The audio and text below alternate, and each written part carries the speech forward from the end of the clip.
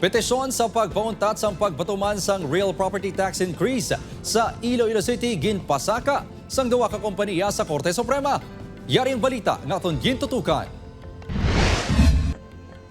Ending karon sa Korte Suprema ang kaso batok sa Iloilo City government nga nagahingyo sa pagpauntat sang implementasyon sang real property tax increase. Ang petition for certiorari, prohibition and mandamus ang ginpasaka sa Korte Suprema sa Marso 11, 2024 sang duha ka kompaniya sa idalom sa Riverside Group of Companies.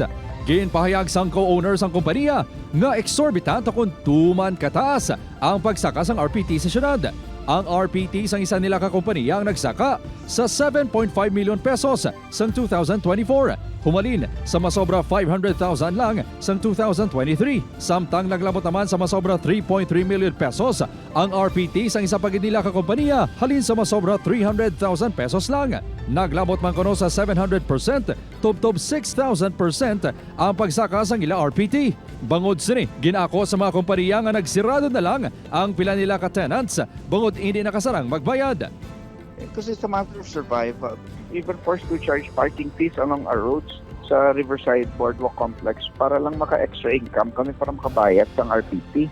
Ginpahayag man ni Petisyon nga nagpadala man ini sang sulat sa anay alkalde apang wala nakabaton sang sabat. Wala man kuno sila ginkonsulta sang LGU antes ginpatuman ang RPT increase. We were never even consulted about any proposed increase in RPT. I will accept defeat, but only in the hands of the Supreme Court. Di kung magsiling sa Supreme Court na sa lakit na ng amon legal position, di wala ang tamahimo. Sunod sa legal office ang Iloilo City government, nakareply na ini sa petisyon sang kompaniya. For me, we follow the procedure. That's all I can say. We have the ground. We follow the procedure. It has been approved by the GBO. Samtang, ginakabig nga pamulitika sang Committee on Ways and Means sang Iloilo City Council ang kaso nga ginpasaka sang Riverside Group of Companies. Ang kaso ni Riverside, isa man siya against sa bilog na syudad sa Iloilo. Natawan yung Riverside, kauna ng tao. Then, number one. Then, ilan ang luta ito, may galing 60 pesos per kaltaw. So, baka 100,000 na. Ini ang komentar ni Ong sa tunga sang committee hearing tuhoy sa pagpalawig sang 40% discount sang RPT increase subong adlaw.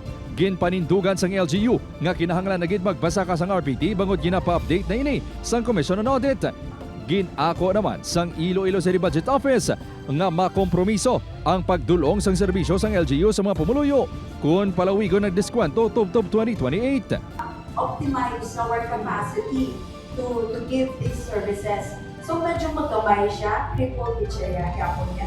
Natapos lang ang committee hearing nga wala madesisyonan kung dapat walay patuman ang 40% discount sa RPT increase tubtob 2028. Kim Salinas, 1 Western Visayas.